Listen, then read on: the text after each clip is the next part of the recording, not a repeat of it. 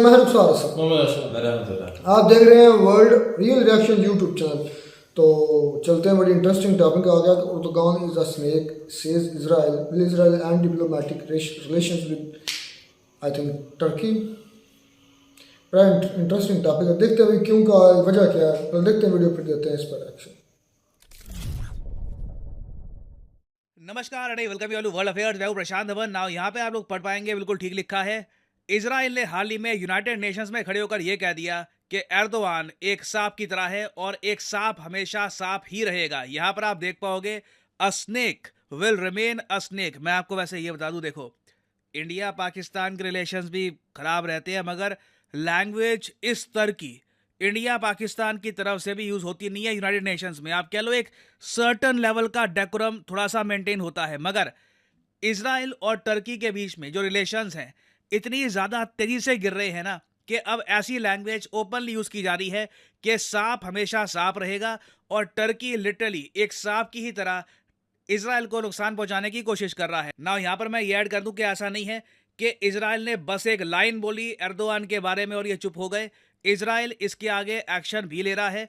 Israel ने openly ये कहा है कि एर्दोआन हमास को सपोर्ट कर रहे हैं और इसीलिए इजराइल ने जो अपने राजदूत हैं, डिप्लोमेट्स हैं, ये टर्की से पुल आउट कर लिए हैं, वापस बुला रहे हैं इनको। और साथ ही साथ इजराइल ये कह रहा है कि टर्की के साथ जो भी हमारे डिप्लोमेटिक रिलेशंस हैं हम इनको रीअसेस कर रहे हैं, देख रहे हैं हम कि टर्की के साथ हमें रिलेशंस बना के रखने भी चाहिए या नहीं। क्योंकि जैसे यहाँ पे आप देख पाओगे टाइम्स ऑफ इजराइल का आर्टिकल है, एर्दोआन ने अपना असली चेहरा दिखा दिया है, ये कहना है इजराइल का। अब यहाँ पे आपका क्वेश्चन आएगा कि मगर हाल ही में ऐसा क्या हो गया?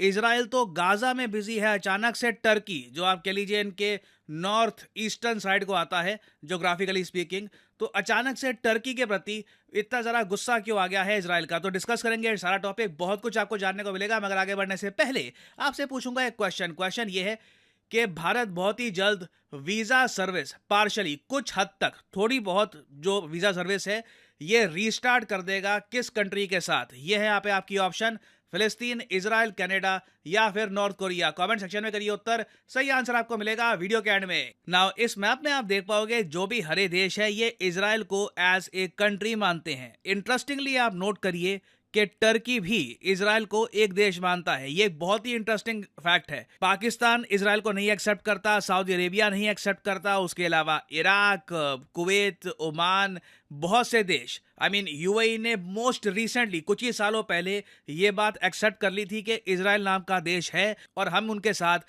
डिप्लोमेटिक संबंध बढ़ाएंगे। बट टर्की देखिए एक बहुत ही क्लेवर कंट्री है।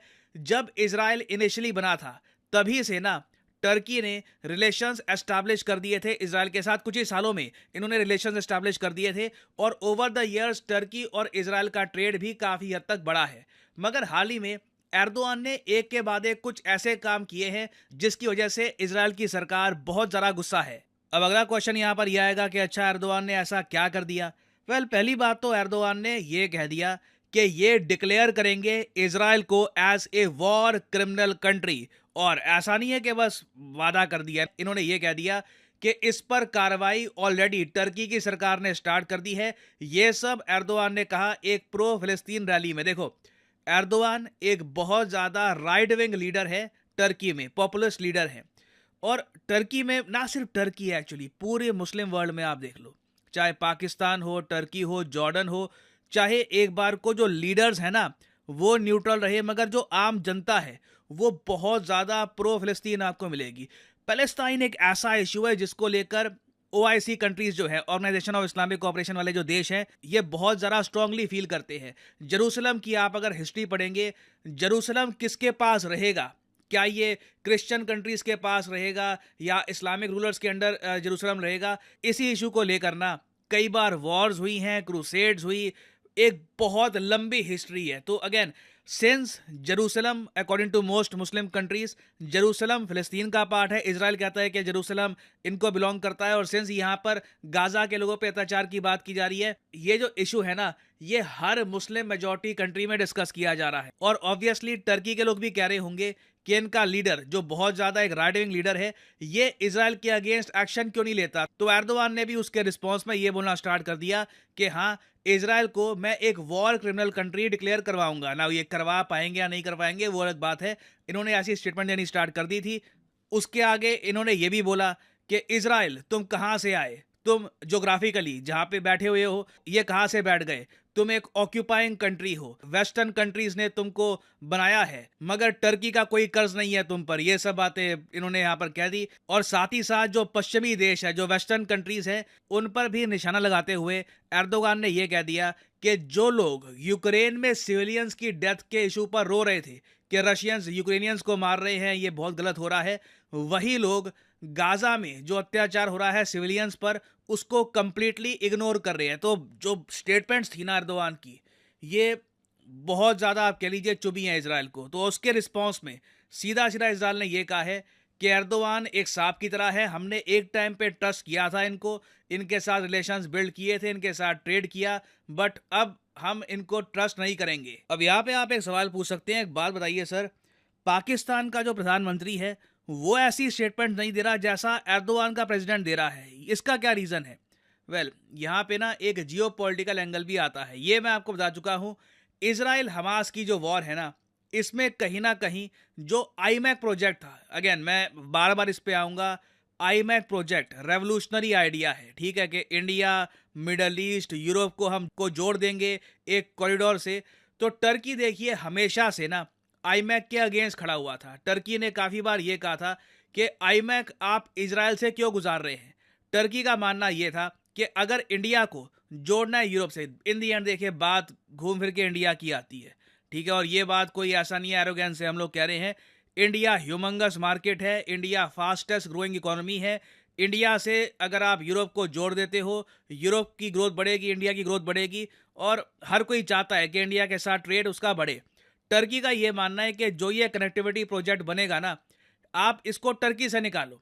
इनका मानना यह है कि आप इंडिया से ये जो कॉरिडोर है यहाँ से सीरिया से निकाल के टर्की से जोड़ो, और उसके बाद इस्तांबुल के ज़रिए आप कनेक्ट कर दो यूरोप और इंडिया को। और टर्की का कहना यह भी है कि हिस्टोरिकली यही रूट रहा है, इसी रूट से हिस्टोरिकली अलेक्जेंडर यूरोप से उतरा सीधा नीचे यहाँ पर मॉडर्न डे जो ईरान है यहाँ पर पहुँचा, फिर अफगानिस्तान, मॉडर्न डे जो इंडिया है यहाँ तक पहुँच गया था। तो टर्की का देखिए हमेशा ये कहना था कि आईमैक प्रोजेक्ट में इजराइल की जो इंपॉर्टेंस है ये गलत है, ये जियोपॉलिटिकली टर्की को हार्म करती है। तो कोई बड़ी बात नहीं है कि टर्की आईमैक प्रोजेक्ट को रोकने के लिए भी आज के समय इनडायरेक्टली हमास को सपोर्ट कर रहा है, और इजराइल ये बात देख चुका है, और इसलिए इजराइल अब ये कह रहा है कि एर्दोगान एक सांप की तरह है, हमने गलती करी इन पर भरोसा करके। अब एक क्वेश्चन यहाँ पे आपका ये भी आएगा कि क्या इजराइल टर्की के अगेंस्ट मिलिटरीली कुछ एक्शन लेगा? वेल देखो, नहीं, ऑब्वियसली नहीं। टर्की एक नेटो कंट्री है, अभी के लिए तो जब तक टर्की नेटो का पार्ट है कुछ ऐसा होने नहीं वाला। हालांकि मैं मानता हूं कि टर्की की जो पॉलिसीज़ हैं इनकी वजह से लंबे समय तक ये नेटो का मेंबर नहीं रहने वाला। मैं नहीं मानता कि आज से 10 साल बाद भी टर्की नेटो में रहेगा, कुछ बदलाव आएगा इवेंचुअली। बट देखना होगा कि इजराइल और टर्की के रिलेशंस किस हद तक ख़राब होते हैं, क्योंकि again things are about to get very ugly in northern Gaza. तो इस टॉपिक से रिलेटेड कुछ अपडेट्स आती हैं, उस पर मैं अपडेटेड वीडियो बाद में आपके लिए ले आऊँगा ना। वापस आते हैं अपने क्वेश्चन पे कि इंडिया पार्शली किस कंट्री के साथ वीज़ा सर्विसेज रिज्यूम कर सकता है। इस पर रिपोर्ट्स काफ़ी पब्लिश हुई हैं। सही उत्तर यहाँ पे है ऑप्शन सी, कनाडा। यहाँ पे आप देख पाओगे कैनेडियन मिनिस्टर्स की तरफ से भी ये स्टेटमेंट आई है कि ये अच्छा साइन है, सारी वीज़ा सर्विस तो नहीं। तो जी ये वजह निकली है। अच्छा, मैं भी ये सोच रहा था कि वजह क्या हो सकती है। वजह यही है iMac, India middle east economic corridor. ये बड़ी बड़ी कंट्री को चुभा है, जिसमें चाइना, जिसमें रशिया, जिसमें टर्की, जिसमें पाकिस्तान, जिसमें और भी कंट्रीज हैं जो भी सामने नहीं आई, आई थिंक आएंगी। और इनका ये निकाब, ये हिजाब, रशिया को भी चुभा है, रशिया को भी चुभेगा। वो तो इंडिया का क्या है, बहुत बड़ा फ्रेंड है, लेकिन रिलेशन है उनके साथ। यार मेरा फ्रेंड, मैं कभी भी नहीं चाहूँगा मेरे दुश्मन के साथ जाए, मैं चाहूँगा? बस ये सोच लो। और आईमैक में क्या है, उनके सारे दुश्मन कंट्री है, यूरोप है, यूरोप से छोड़ यूएस से जो उनका सबसे बड़ा हरीफ है, वो देख ले। नहीं, ये तो कोई इशू नहीं है मेरे ख्याल में तुर्की का। वो तो कह रहे हैं, इजराइल वाले कह रहे हैं कि जो तुर्की है ना वो सपोर्ट कर रहा है हमास की। तो क्यों फलस्तीन की। सपोर्ट के पीछे रीजन है, ये जितना सपोर्ट करेंगे उतना कन्फ्लिक्ट बढ़ेगा ना, बढ़ेगा ना। इसका फायदा इंटरनेशनल किसको हो रहा है? जो आईएमएफ के अगेंस्ट जा रही कंट्रीज। पाकिस्तान बड़ी खामोशी के साथ बैठा है, वैसे पाकिस्तान घात लगाए हुए है, जिस तरह मतलब ना छुप कर बैठा है, ना इतना ज्यादा मतलब ज्यादा बयान दे रहा है, ना कोई इतने वो अपने तो पहले मसले सुलझा ले तो फिर दूसरों के मसले में टांग रहा है। ये है ना, ये मुझे बहुत बड़ी ग्रेट गेम है चाइना के लगती है। ये जो इजराइल फलस्तीन की वॉर है ना, चाहे वो जुल्म हो रहा है फलस्तीनी पर, वो अलग बात है, लेकिन बहुत बड़ी ग्रेट वॉर है, बहुत बड़ी गेम है, ग्रेट गेम है इसके पीछे अगर डीपली देखा जाए तो।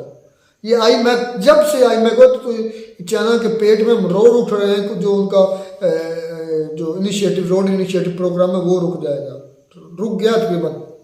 यह बस एक हैरानगी की बात है कि इतनी बड़ी वर्ल्ड की अदालत में जो असम्बली है यूएनओ उसमें स्नेक का नाम लफ्ज़ बात नहीं है। ये प्रशांत से भी कह रहे थे यहाँ से कि सरेआम कहा जा रहा है। नफरत का अंदाजा किया जा सकता है कि कितनी उसको नफरत होगी।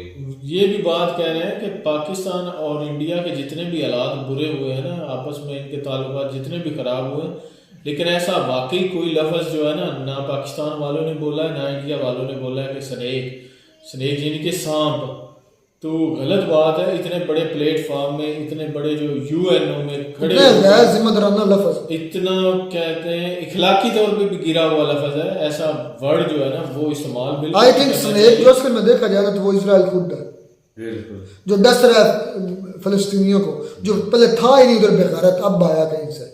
सांप है, बिच्छू है। लेकिन इस यार पर वो यूएई है मेरी मुझे बात हैरानी सुनिए। होती कि यूएई हमारी- सिर्फ और सिर्फ अपना मफाद मद्देनजर रख के चल रहा है। यूएन ने क्या है? यूएई ने यूएई अच्छा यूएई की बात कर रहा हूँ कि भाई उसने इसको अपनी ट्रेड भी बढ़ाई है और इसके साथ ताल्लुकात जो हैं वो भी काफ़ी स्ट्रांग किए हैं। तो हैरानी मुझे इस बात की होती है, और सुनने में भी ये आ रहा था कि भाई जो सऊदीया था ना वो भी अब इजराइल को तस्लीम करने जा रहा था और उसके साथ अपने काफ़ी ना जो ताल्लुकात है वो बेहतर बना रहा था। तो कुछ कह रहा हूँ कि कुछ जो है मुस्लिम ममालिक जो इनके साथ है, कुछ इसके खिलाफ है, कुछ के साथ उनका ताल्लुक अच्छा है, कुछ के साथ बुरा है। तो अजीब सी ना सिचुएशन है इन इस्लामी ममालिक में। दोगला डबल स्टैंडर्ड कह लें या दोहरा म्यार कह लें, पता नहीं इनकी ना कोई पॉलिसी वाजे नहीं है। अगर कोई किसी को एक्सेप्ट भी करता है ना तो लुकी छुपी, जैसे कह रहे हैं कि वाजे अलल ऐलान कहते हैं, वो एक्सेप्ट नहीं करते। जैसे कि मुझे इस वार में ये बताया जा रहा है कि भाई जो सऊदीया है ना वो इसको एक्सेप्ट करने जा रहा था, तस्लीम करने जा रहा था, इस वजह से उर्दुगान। और मजेदार की बात ये है कि वो तुर्की ने एक्सेप्ट किया हुआ है। मुझे तो आज ये खबर पता चला कि वहाँ इजराइल के डिप्लोमेट्स भी रहते हैं, डिप्लोमेट्स भी है, एक्सेप्ट है, उनके साथ ट्रेड है। तो ये यकीनन 110% अब तो श्योर हो गया कि तुर्की का इसमें अपना मफाद है, वो चाहता है कि आईमैक उसके एरिया से गुजर कर जाए, उसको कोई मुसलमानों से गरज नहीं है। तो भाई इन अरब ममालिक को किसी के साथ ये अरब नहीं है, ये तो अपने मुआशी मफाद देखते हैं। एशिया और यूरोप का हिस्सा है। ये सेकुलर कंट्री है, इस्लामिक सेकुलर country किस्म नहीं का है ही किस्म का नहीं है। इसमें 95% जो है वो मुस्लिम है, लेकिन फिर भी ये सेकुलर है। नहीं 95 नहीं है, 95% है, चेक कर लें आप। हाँ 95% जो है मुस्लिम ही है। नहीं मैंने भी यार, लेकिन अब बड़ा भड़का है। पता नहीं ये बैकग्राउंड जब रिलेशन बहाल कर रहा था, एक्सेप्ट कर रहा था, इसकी एक वजह ये भी तब हो क्यों नहीं सकती है बोला? ना, इसकी एक वजह ये भी हो सकती है कि उसने कोई जंग बंदी की बात की हो, वो भी इस सिलसिले में की हो कि वहां पे बहुत ज्यादा तादाद में प्रोटेस्ट हुआ इजराइल के खिलाफ। तो जो जहाँ पे इस्लामी मुमालिक के खिलाफ प्रोटेस्ट हुआ हो ना, तो वहां पे जाहिर सी बात है कोई ना कोई बयान देना पड़ता है इजराइल के खिलाफ, फलस्तीन के हक में। तो ऐसे हो सकता है उसने इजराइल के खिलाफ ये बात की हो जिसकी वजह अच्छा सारे कंट्री चाहते हैं इंडिया के साथ हमारे तल्लुकात, इंडिया की ट्रेड हो हमारे साथ हो या हमारे रास्ते हो, एक पाकिस्तान के खिलाफ।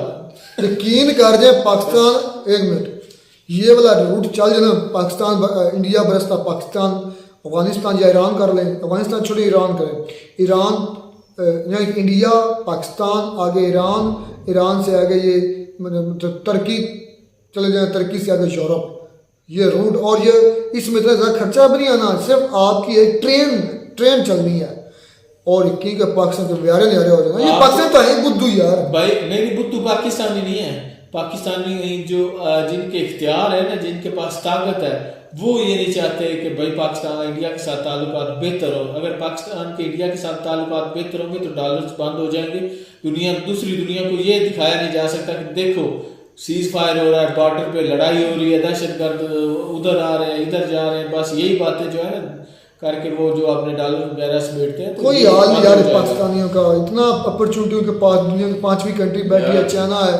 चाइना को भी यार ये डिप्लोमेसी इनको कोई बनाए ना, कोई फॉरेन पॉलिसी तो बनाए। चाइना के साथ भी चलो, इंडिया के साथ भी चलो, इंडिया को ट्रेड होने दो, जाने दो। अफगानिस्तान की तरफ जाती है, मिडिल ईस्ट की तरफ उनका रास्ता खोलो, मिडिल ईस्ट कह रहा हूँ या वेस्ट एशिया की तरफ, उसका रास्ता खुलने दो, जाने दो, ट्रेन चलाओ।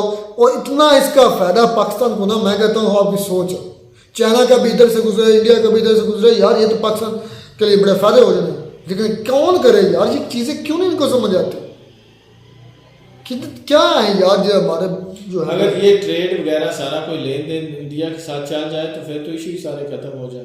खैर इशू खत्म करना नहीं चाहिए। बड़े अजीब से ये जो पॉलिटिकल मिशन होते हैं, मुझे लगता है उर्दुगान ने जो स्टेटमेंट दी है, या पहले उनके हक में बात की, वो भी उसका मफाद था। और जो इजराइल ने बात की, ये गैर जिम्मेदाराना, ये बिल्कुल कंडेम करने वाले अल्फाज हैं, ये गलत अल्फाज हैं। मिलता नहीं वीडियो में, तब तक दीजिए इजाज़त। अल्लाह।